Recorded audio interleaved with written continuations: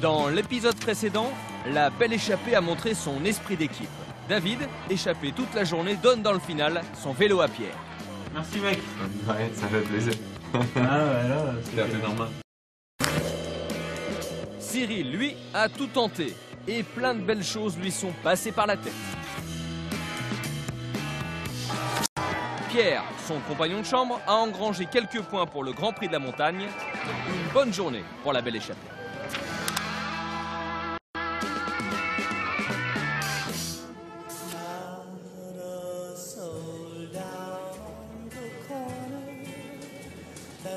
C'est l'heure de dire au revoir à la Corse. La Belle Échappée a fait sa valise.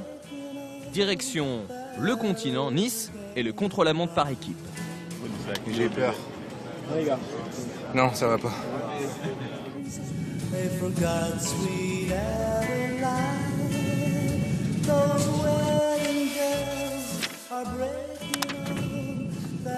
Après 3 étapes, les visages sont fatigués par la chaleur. La Belle Échappée a 35 minutes de vol pour décompresser ou se laisser aller à une bonne sieste. Salut les boys. Ça va? Oui, ça va?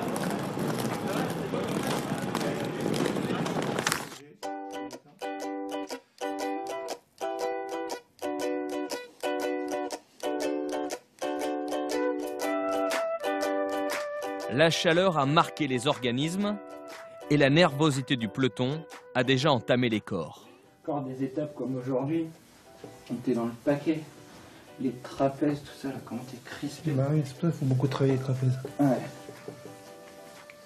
Voilà, ça me fait... Mais l'esprit, lui, est encore lucide. Le dessinateur de la Belle Échappée, faudrait qu'on lui dise si c'est possible de réduire un petit peu mon nez, faire une chirurgie esthétique.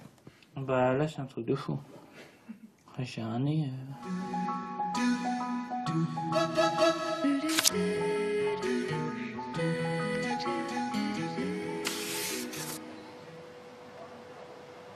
Thomas a pris de l'avance pour le dîner. C'est en solitaire qu'il a dévoré son plat et réglé les derniers détails avec Ismaël.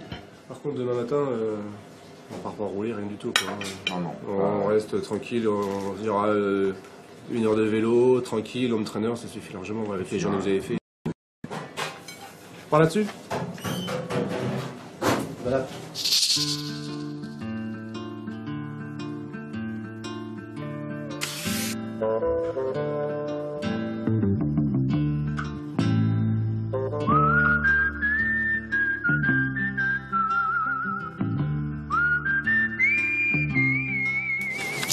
Avant un effort court mais violent, c'est café serré pour toute la Belle Échappée. Merci fils.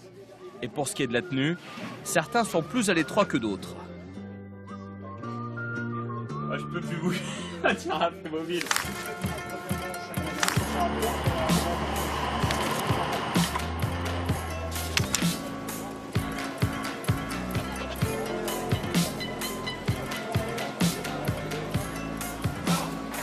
Le train vert de la Belle Échappée a roulé à plus de 55 km/h de moyenne.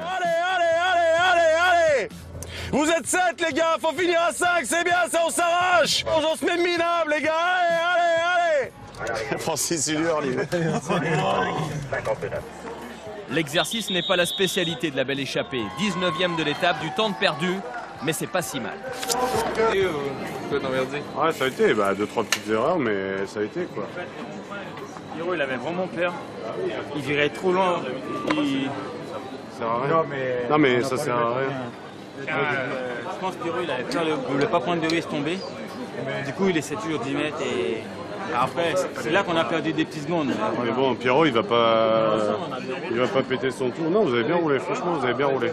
Après, sur les détails, ça fait vite 5 secondes, 10 secondes, voilà quoi. Je pense que des bons points, là, on aurait pu gagner 10 secondes, tu vois. Bon point, le temps de remettre dans l'allure et tout, mais... J'étais pas dans l'allure.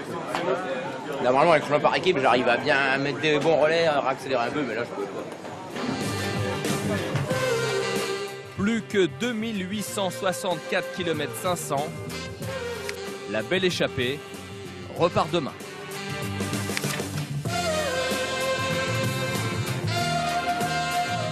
tous membres du fan club de La Belle Échappée. Rodolphe, merci. Super boulot. Jean-Paul Olivier, Polo la science, la rétro tous les jours. Coup d'œil dans le rétro, 1924, Albert Londres.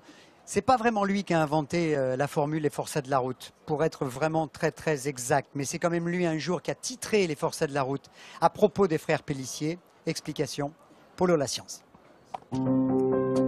Albert Londres. Il était le poète de l'actualité immédiate. Il est le mythe du journaliste au long cours.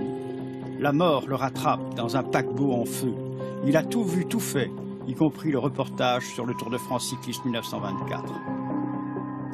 La fratrie des Pélissier constitue son panthéon cycliste dans ce tour qu'il s'apprête à populariser sans le vouloir vraiment. Les Pélissier, eux, sont trois, Henri, Francis et Charles, le plus jeune. Henri, l'aîné, et Francis, le deuxième, seront les acteurs d'un vrai drame, les Spartacus des temps modernes. Ils ont signé pour la petite équipe Louvet, écartant la grande formation de l'époque. Les victoires, pour eux, s'enchaînent. Triomphe des liens du sang sur les attaches commerciales. Paris-Roubaix, Paris-Bruxelles, Paris-Tours, Bordeaux-Paris tombent dans l'escarcelle des frères Pélissier. Henri se montre le meilleur de sa génération. La récompense de la ville de Paris n'est pas la plus modeste. Francis reste ce grand escogriffe qui parle au nom de la fratrie. Aucun des deux n'a encore remporté le Tour de France. Mais les titres se succèdent. Henri devient champion de France en 1922 et remporte le Tour de France l'année suivante.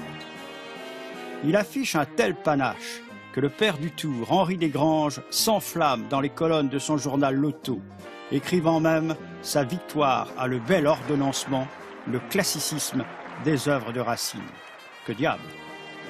Depuis 11 ans, aucun Français n'avait gagné le Tour de France. Loin de ce tumulte, de l'autre côté de l'Atlantique, le grand reporter Albert Londres rencontre les forçats du bagne de Cayenne. Il éprouve d'entrée un mouvement de recul, mais porte témoignage dans le Petit Parisien. On chipe quelques rares portraits de lui au Liban et en compagnie du général Gouraud.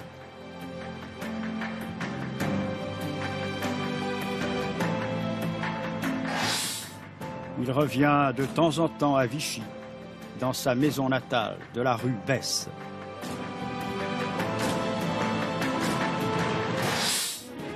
Qu'il est loin la publication de son premier article. C'était durant la guerre 14-18. Bombardement de la cathédrale de Reims. Plus tard, ce défenseur des opprimés, ce héros des bagnards, ce correspondant de guerre va s'égarer dans la meute des as de la pédale. Il y a été